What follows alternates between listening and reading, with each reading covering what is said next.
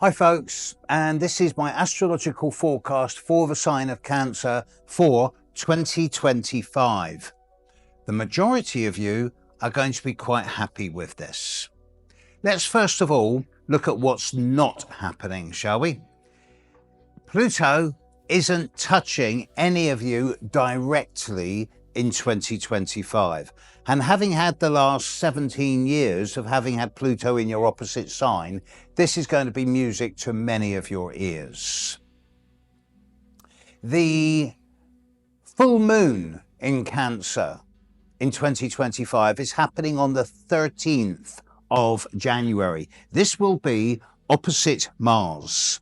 And this suggests that at that time, over the period of, say, the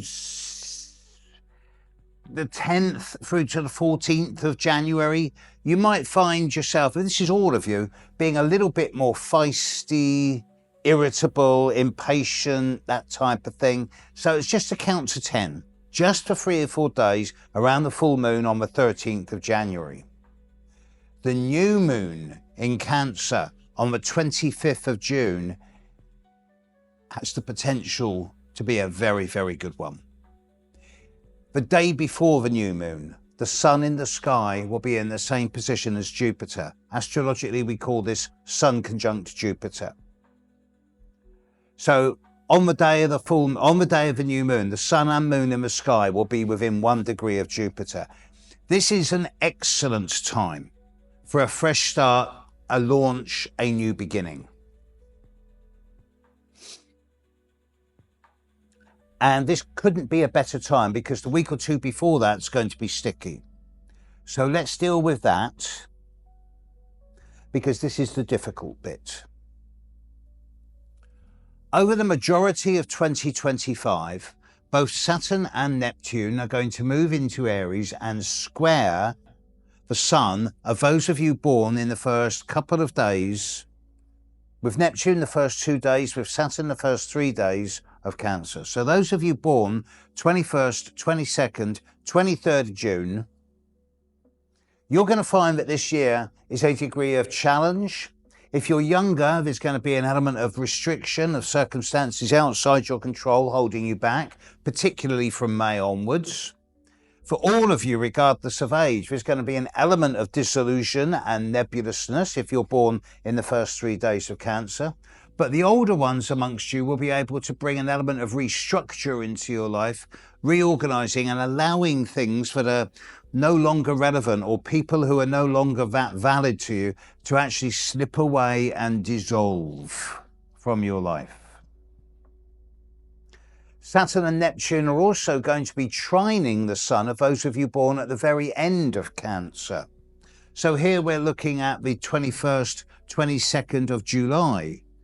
20th, 21st, 22nd of July. So if you're one of these, this is a year where you're going to be able to bring structure into the imagination, but also being able to create something artistic within the boundaries of what you're already doing.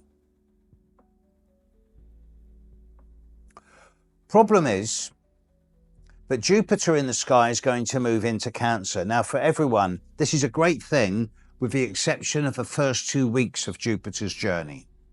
Jupiter will move into Cancer on the 9th of June. As soon as it does so, it will immediately square both Saturn and Neptune. The square to Saturn will be the end of a 9 to 10 month period of Jupiter squaring Saturn, resulting in all types of economic imbalances in the world. But squaring Neptune at the same time does suggest that particularly those of you born around the 21st, 22nd, 23rd, 24th of June, the middle 2 weeks of June are not a good time for you to be starting something new, initiating, launching, sticking your head above the parapet. If you're born in the first 3 days of Cancer, up to and including the 24th of June to cover myself, I strongly advise you that the middle 2 weeks of June, don't hide under the bed because the bed will collapse on top of you. Get out there, go on holiday, go and pamper and treat yourself. Don't be at work, don't be in situations of stress. Immediately after this, as soon as Jupiter has finished squaring Saturn and Neptune. Then it's the Cancer new moon conjunct Jupiter. And as I say, this is going to be taking place on the 25th of June. This is the time for fresh starts and new beginnings. Jupiter then is piling into Cancer, and all Cancerians up to, say, the 16th, 17th of July, Jupiter's going to pass on your Sun in the second half of 2025. So this is cause for celebration and growth. Uranus is going to be sextiling a number of you. Those of you whom Uranus has already been sextiling in 2024, those of you born from, say, the 15th, 16th, 17th, 18th of July, you're going to be able to continue this work of new opportunities, fresh starts and new beginnings. And this will continue through until May and June. After this, Uranus then sextiles the Sun of those of you born on the 18th, 19th, 20th, 21st of July, and you're all going to have a much more positive second half of the year with lots of windows of opportunity. The fine-tuning here. Mars will be in Cancer, retrograde at first from the 6th of January to the end of February. Then it stands still and moves forward again, leaving Cancer on the 18th of April. Venus will be in Cancer from the 31st of July to the 25th of August, and Mercury will be in Cancer briefly for 18 days from the 8th to the 26th of June. But the big news here, on the challenging side, it's definitely that Saturn and Neptune are going to be squaring those of you born in the first 2 or 3 days of Cancer. Particularly in those middle 2 weeks of June, that is a time to be cautious. But the positive side of this is that from early mid-June onwards, Jupiter moves into your sign, and Jupiter just loves being in Cancer. So it does suggest to me that the second half of the year has far more opportunities, far more potential for growth, development, travel, and higher education. And there's going to be lots of windows opening up around you. And if you take them, you will thrive and prosper. And if you don't take them, you lose nothing.